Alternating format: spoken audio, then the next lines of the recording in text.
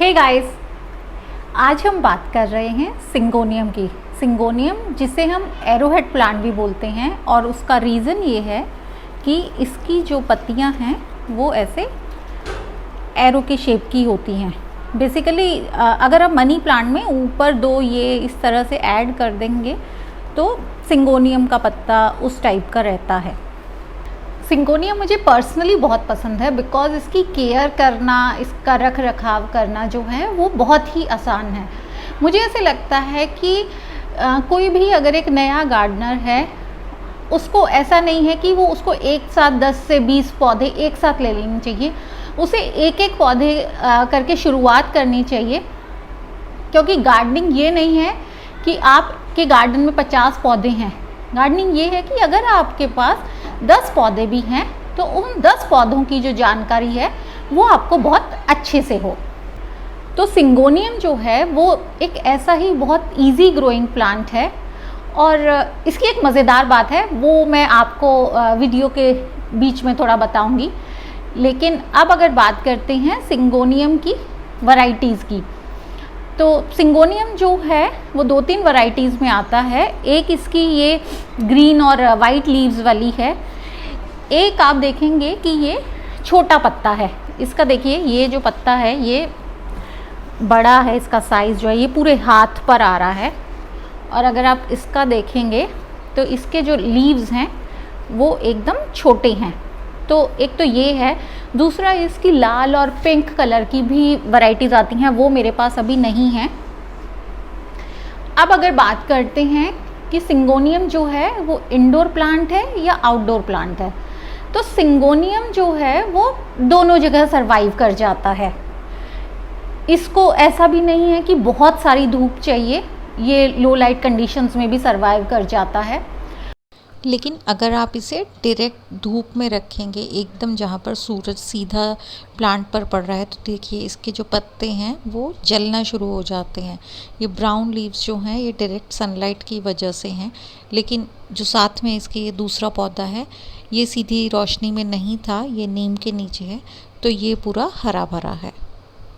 आप देखेंगे जो पौधा आप अंदर रखते हैं जिसे सूरज की सीधी रोशनी नहीं मिलती है, उसके पत्ते थोड़े से सफ़ेद होना शुरू हो जाते हैं और हरे नहीं रहते हैं। तो पौधा सूरज की रोशनी के हिसाब से अपना कलर खुद से चेंज कर लेता है। तो अब बात करते हैं मिट्टी की। तो सिंगोनियम को नॉर्मल मिट्टी, जो हमारा नॉर्मल गार्डन सॉइल मिक्सचर रहता है, इसके लिए ऐसा कुछ नहीं है कि आपको सिर्फ कोकोपीट चाहिए या फिर नॉर्मल मिक्सचर जो आप यूज़ करते हैं कि that is 1 part soil, 1 part cocopeat and 1 part of fertiliser, वो इसको दीजिए।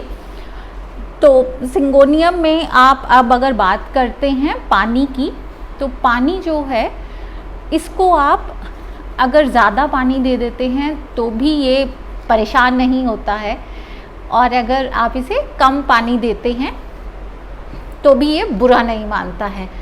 हाँ, लेकिन ऐसा मत कीजिए कि आप रोज़ ही इसमें मग भर भर कर पानी डाल रहे हैं। तो कभी कभार लेकिन अगर गलती हो जाती है तो सिंगोनियम जो है वो बहुत ही फॉरगिविंग प्लांट है, बहुत जल्दी अपने जो आपके इसका पेरेंट है उसे माफ़ कर देता है और बहुत अच्छे से ग्रो करता है। तो आप वही, जैसा मैं अपना हर वीडियो में बोलती हूँ, आप इसकी छू कर देखिए। अगर जो मिट्टी है वो आपके हाथ पे चिपक रही है, इसको पानी की ज़रूरत नहीं है तो आप मत दीजिए। और अगर इसकी मिट्टी जो है वो एकदम सूखी हुई है तभी आप इसे पानी दीजिए। तो अब हमने बात कर ली है कि ये इंडोर है, इसको सनलाइट कितनी चाहिए, इसको पानी कितना चाहिए। अब हम बात करते हैं प्रोपेगेशन की।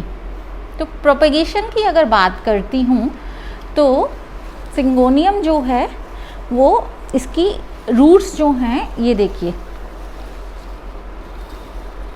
इस तरह से इसकी मिट्टी के ऊपर ही रूट्स आ जाती हैं। तो अगर आप इसे यहाँ से कट कर देंगे और इस हिस्से को लगाएंगे, मैं अभी आपको काट के नहीं लगा रही हूँ क्योंकि मैं सुबह ऑलरेडी इस प्लांट से 2-3 कटिंग ले चुकी हूँ।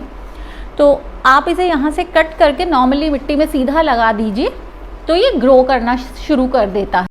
ये देखिए जहाँ पर भी ऐसी आपको नोट मिलती है वहीं से आप कटिंग ले सकते हैं और सीधा आप मिट्टी में लगा सकते हैं या फिर पानी में भी प्रोपगेट कर सकते हैं। कटिंग आप जब भी लेते हैं नोट से लीजिए, ये नहीं कि सिर्फ आप ऊपर से एक पत्ता तोड़ेंगे और उसे लगा देंगे, तो वो कभी भी ग्रो नहीं करेगा। और अगर आप इसे पानी में भी रखना चाहें तो वहाँ भी ये बहुत अच्छे से ग्रो करता है। इसकी वाइट कलर की बहुत ही ज़्यादा खूबसूरत रूट्स आती हैं। दूसरा हुआ ये तो हुआ कि मैंने स्टेम से ही काट लिया। अदरवाइज़ अगर आप जो हैं पौधा निकाल रहे हैं और उसमें खूब सारी रूट्स अलग हुई हुई हैं, तो आप रूट डिवीजन मेथड के ज़रिए भी इसको प्रोपगेट कर सकते हैं। अब बात करते हैं उस मज़ेदार बात की जो मैं आपको बताने वाली हूँ सिंगोनियम के बारे में। सिंगोनियम मुझे पर्सनली इसलिए पसंद है क्योंकि यह किसी भी सिचुएशन से अडेप्ट कर लेता है। अगर इसे धूप नहीं मिलती है तो ये मरता नहीं है। जैसे ये जो प्लांट है ये अभी लास्ट वीक तक बाहर था, ठीक है, तो ये मतलब शेडी एरिया में था, नीम के नीचे छाँव में था, इसको छनती हुई धूप मिल रही थी। तो ये देखिए ये कैसे भरा भरा सा है। अगर आपको इस तरह का भरा भरा प्लांट चाहिए तो इसको छनती हुई धूप दीजिए। अब ये एक पौधा है, इसको मैंने 1 महीने पहले अंदर शिफ्ट किया था, तो आप देखेंगे इसे पानी तो ठीक से मिल रहा था अंदर, लेकिन अगर मैं धूप की बात करूं तो इसे प्रॉपर धूप नहीं मिल रही थी। ये मीडियम लाइट एरिया में था, ऐसा एरिया जहाँ पे दूर से धूप आ रही है, इसको डायरेक्ट सनलाइट नहीं मिल रही है, ना छनती हुई सनलाइट मिल रही है।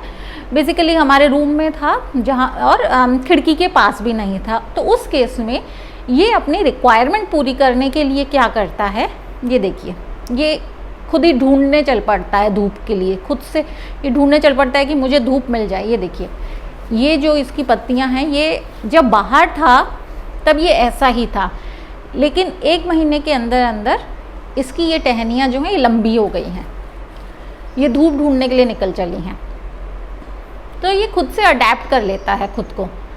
अब ये तो था मीडियम लाइट एरिया का, and you will be surprise to know, अगर आप इसे एकदम डार्क लाइट एरिया में रखेंगे तो ये देखिए मीडियम लाइट में जहाँ ये घना घना था, इसकी जो स्टेम्स हैं वो भी एकदम से कॉम्पैक्ट हो गई हैं, एकदम से सिमट सी गई हैं। और अगर आप इसे डार्क लाइट में रखेंगे ना तो ये और ज़्यादा सिमट जाएगा और ये बेल की तरह ऊपर जाएगा। तो मतलब इट इज़ सो ब्यूटीफुल कि ये आपको 3-4 ऑप्शंस में अवेलेबल मिलता है। ऐसे घना घना भी मिलता है, थोड़ा सा लंबा भी। और अगर आपके पास सपोज ऐसा एरिया नहीं है जहाँ पर इसको छनती हुई धूप मिलती है या फिर मीडियम लाइट धूप ही मिलती है, आपके पास एक डार्क लाइट रूम है, तो भी ये सर्वाइव कर जाता है, लेकिन वो बेल की तरह से सर्वाइव कर पाएगा। तो this is the beauty of the syngonium plant and that is the reason ये मेरा मोस्ट फेवरेट है। और दूसरा रीज़न जो मेरा ये फेवरेट प्लांट है वो ये है कि ये खुद से ग्रो करता है और बहुत जल्दी ग्रो करता है। अब मॉनसून आने वाला है, इसकी आप कहीं कहीं से छोटी छोटी सी कटिंग्स लेके अगर लगा देंगे ना तो आप बारिश में देखिएगा ये कितना फैल जाता है, एकदम घना घना सा। तो मैंने तो अपने 3-4 पॉट्स जो हैं वो रेडी करके रख लिए हैं और आप देखेंगे बारिश के बाद ये खूब अच्छे से हरा हरा घना घना। और बेसिकली प्लांट्स मुझे वही अच्छे लगते हैं जो प्रॉपर ग्रीनरी देते हैं। तो जहाँ जहाँ पे मानसून शुरू नहीं हुआ है आप खूब सारे सिंगोनियम की कटिंग्स लगाइए एंड देखिए जैसे ही मानसून हमारा चलता जाएगा उसी के साथ आपके सिंगोनियम जो हैं वो बढ़ते जाएंगे।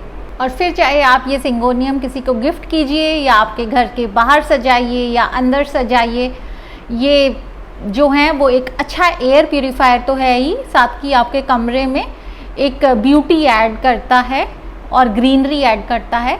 तो इसी तरह से अपने घर में खूब सारे प्लांट्स लगाइए। Stay safe, stay home, bye bye.